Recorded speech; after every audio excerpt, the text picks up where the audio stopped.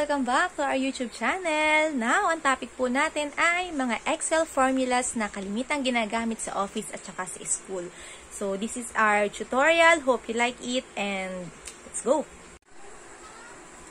Today, para mabilis po natin na ma-type kung ano pong date ngayon, type lang natin equals, parenthesis, today.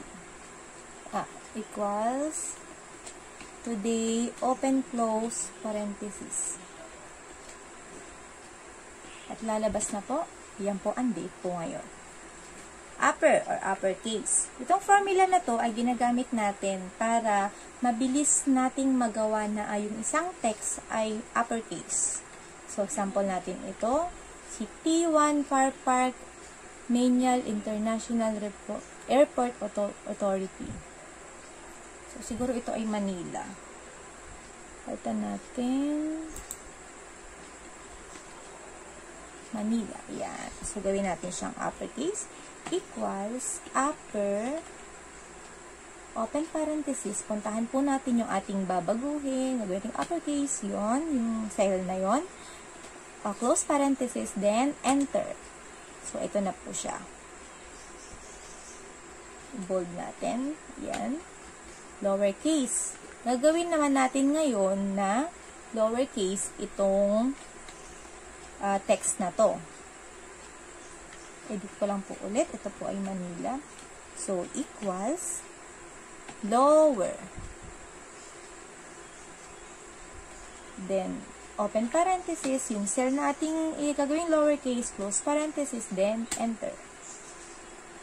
Okay po. Number 4 na formula po na madalas gamitin ay proper.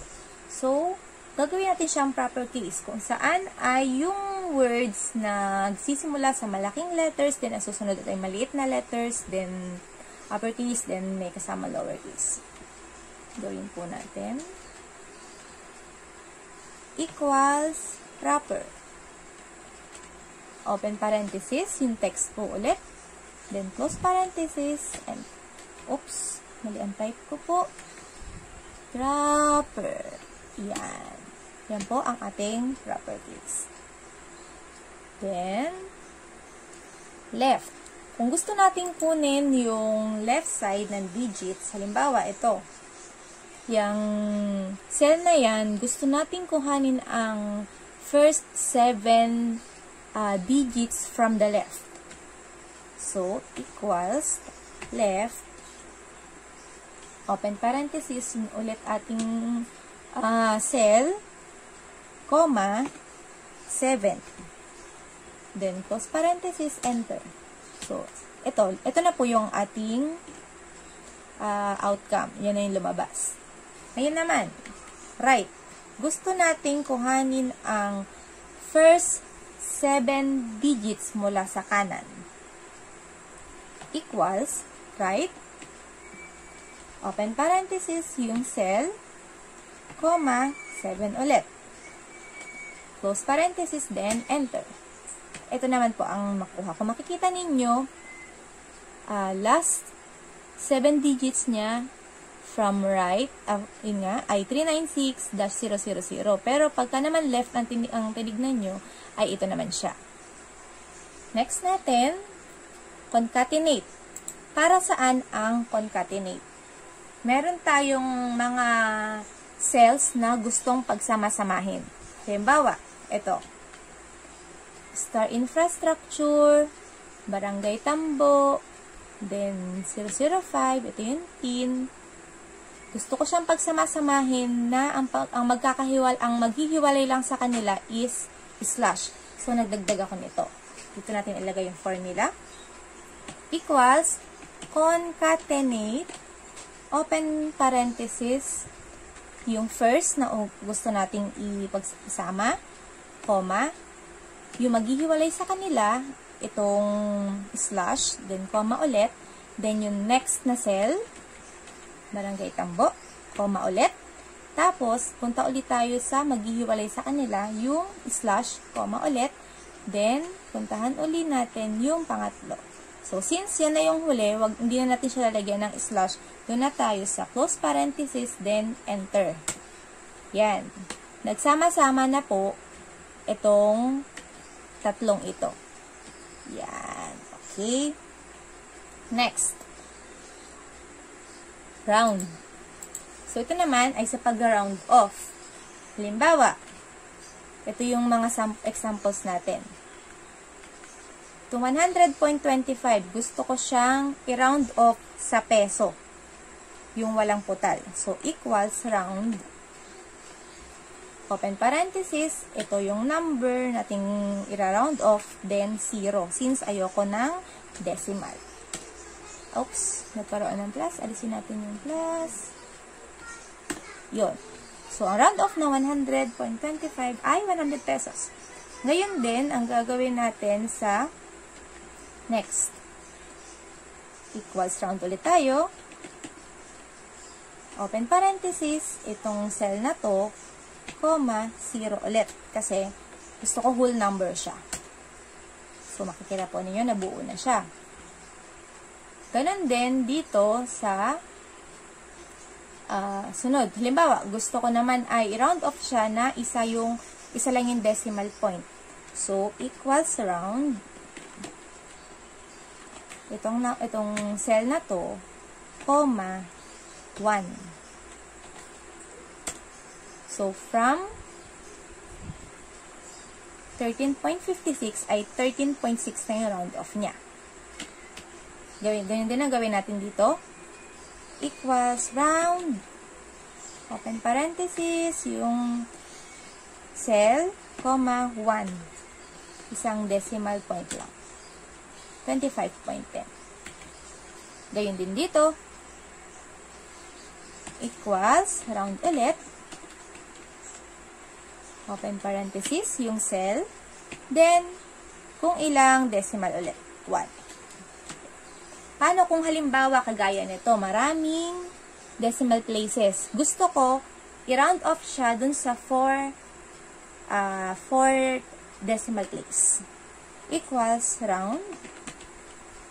Open parenthesis, yung number na ating i-round off, comma, 4. Kasi 4 decimal places ang ating i-round off. Kasi na siya. Atin lang i-adjust. Ayan. 4 decimal places siya.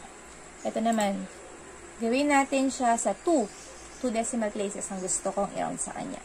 Equals, round. Itong number, then 2. Yan. Yan po ang pag-round off. Para hindi na tayo mahirapan sa pag-type-type. Sunod po, VLOOKUP. Isa rin to dun sa mga gamitin natin na mga formula. Lalo-lalo na sa opisina. Ito yung aking data. May language, difficulty hours, difficulty weeks, category, origin, family, language family, countries, kung ilan yung native speakers, ilan yung fluent, saka sino yung country na may pinakamaraming gumamit sa kanila. So ngayon, ang gusto ko lang palabasin is per language, kinopya ko na siya dito sa baba, ano ang kanilang language family. Para hindi na tayo titingin pa isa-isa ulit dito sa ating table, gagawa na natin siya ng formula. Ito ang formula sa kanya. Equals, type natin, VLOOKUP. Open parenthesis, lookup value or yung hahanapin natin. Ito, Afrikaans. Comma. Saan ko siya hahanapin? Ito. 1, 2, 3, 4, 5, 6. Kasi, ang gusto ko makita is saang language family siya nagmula. So, pa-6 siya na column, si language family. I-drag lang natin pababa, comma, 6. Kasi, dun nga siya sa column, dalang gusto natin palabasin ay language family. Then, 0. 0 or true or false. 0 na lang natin, ilagay natin siya. Open close parenthesis, enter. Yan. So, Dutch-based pidgin siya. Ngayon, kung kukopyahin natin siya sa baba, mag-iiba siya ng formula. Kung makikita ninyo, copy, paste lang natin, nag-iba siya. Kasi, pagka iaano mo siya, titignan mo yung formula, bumaba. Ayan.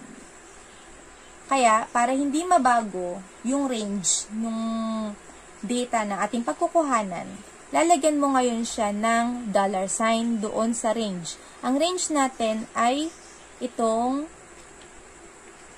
yan,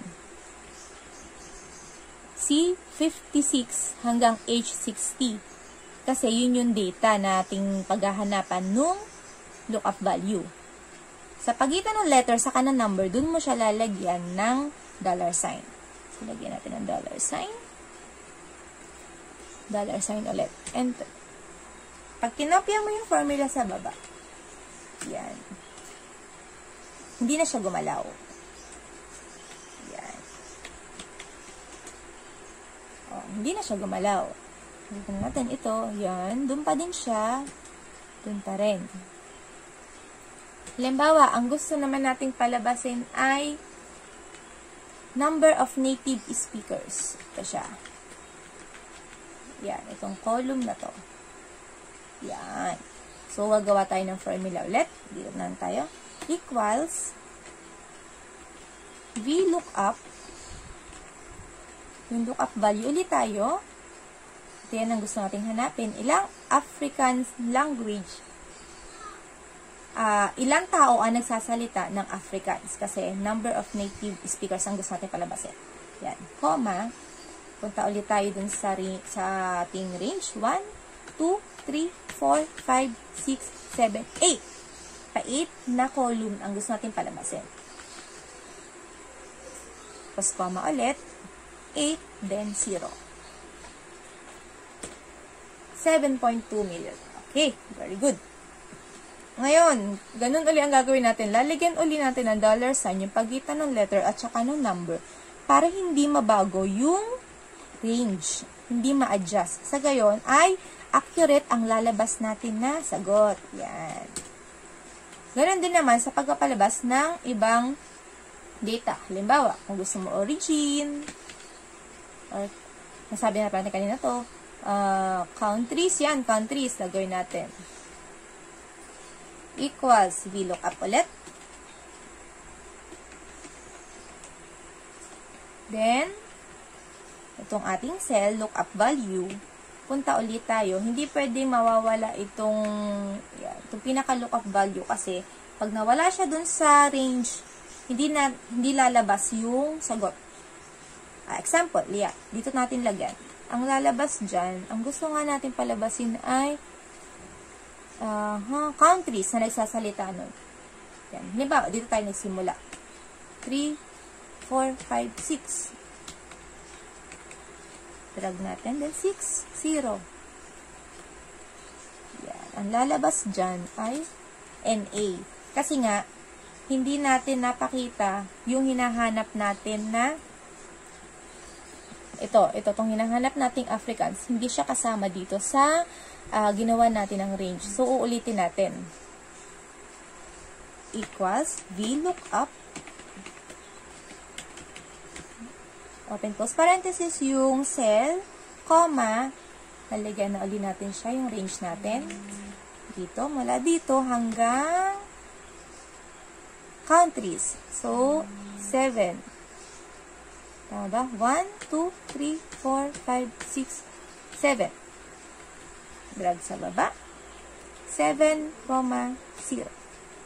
Huwag natin uling kakalimutan ang paglalagay ng $sign. Yan. Kopyahin na lang natin sa baba. Yan. Yan na yung mga bansa. Okay, sige. So, okay na po tayo sa VLOOKUP. Punta po tayo sa next. Ito po yung sum. Kasi po, mahirap naman na pipindutin pa natin isa-isa yan sa calculator para lamang makuha yung total.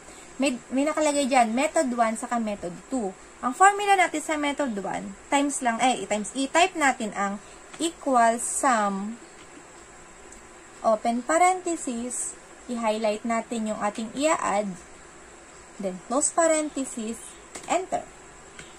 Bold natin. Ayan. So, yan yung total. Method 2, ito yung mas madali. Kasi hindi na tayo magta-type. Pindutin lang natin yung alt at equals sabay.